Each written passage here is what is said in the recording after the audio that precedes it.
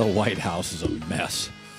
All right, I do it every time. At this time of the year in August, early August, I do my preseason, postseason top 10. And what this is, I'm not saying these are necessarily the top 10 teams. I looked at all the schedules, especially mid-October on. I looked at the coaches, the quarterbacks coming back. And I think Michigan's a really good team, and Auburn's a really good team, and Notre Dame and Oklahoma State are really good teams. But I think they have multiple late-season losses, especially in Auburn and Notre Dame's case, that'll knock them out of the top 10. This is how I think the top 10 will finish after the regular season and conference championships. This is what the committee will look at. So let's start with number 10, Wisconsin. Wisconsin has a very, very favorable schedule. They don't have to play. I don't believe they play Penn State. They return 15 starters. Paul Chryst has done a remarkable job winning seasons. I thought he was an average hire. He's been far better than that. I have them edging out Oklahoma State for the number 10 spot, and I think they'll go once again to a really high-end bowl. Wisconsin has just become a really, really good college football program, and when coaches leave, the next guy comes in, and the next guy wins. Numbers. Coach, arguably in a conference, and the best quarterback, you're going to win a ton of games. I don't think Louisville's overall athletes, players are as good as a Clemson or a Florida State, but Petrino and Lamar Jackson are going to score 70 points, about 3 or 4 high-octane offense, and they'll be able to stay in the top 10 for most of the year. Even I do think they could lose to a Clemson and a Florida State. Number 8. Penn State returns 9 starters on offense. Tracy McSorley setting school records. It's a really, really entertaining brand of football. I grew up, Penn State was good but boring. Now Penn State's good but exciting. They have one of the nation's best quarterbacks, the nation's best running back. Bring back most of their offensive line. James Franklin's a world-class recruiter. Their schedule's a little tough, but I have them at number 8. Number 7. As long as Dabo Swinney is coaching, I'm going to have him in the top 10.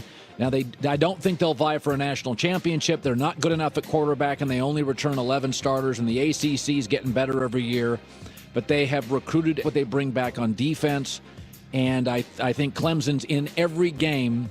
And as long as Dabo there, it feels like Bobby Bowden and Florida State back in the 70s and 80s. You just put them in the top 10, they'll be viable all year long.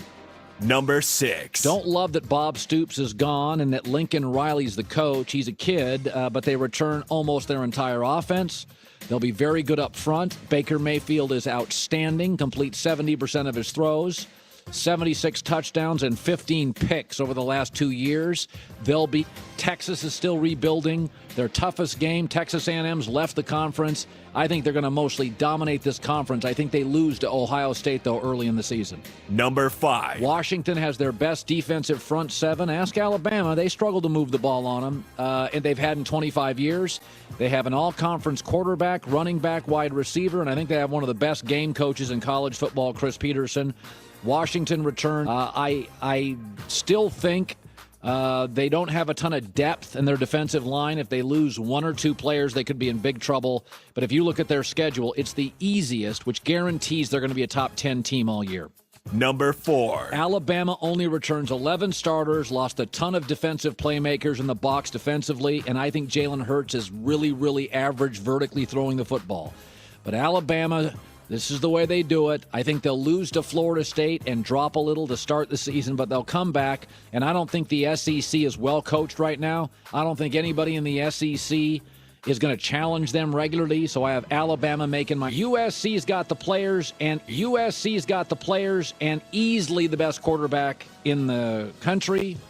They've got no chaos around the program. They're rebuilding their offensive, overstated, and they have a favorable schedule. They don't have a bye, but they get Stanford at home and Utah at home. They don't have a bye, but they get Stanford at home and Utah at home. They don't have to play Oregon or Washington.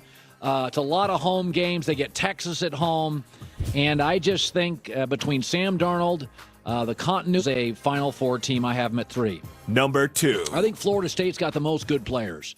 But I also think the ACC is tough, and they have a chance to lose a game late. 16 returning starters, a quarterback that threw for over 3,000 yards, and Jimbo Fisher in 7 years has won over 11 games a season. This feels a lot like Bobby Bowden's Florida State, where they are every bit as good as every SEC team athletically. And in fact, I think their defensive line recruiting the last couple of years has been the best in America. I've got them at 2.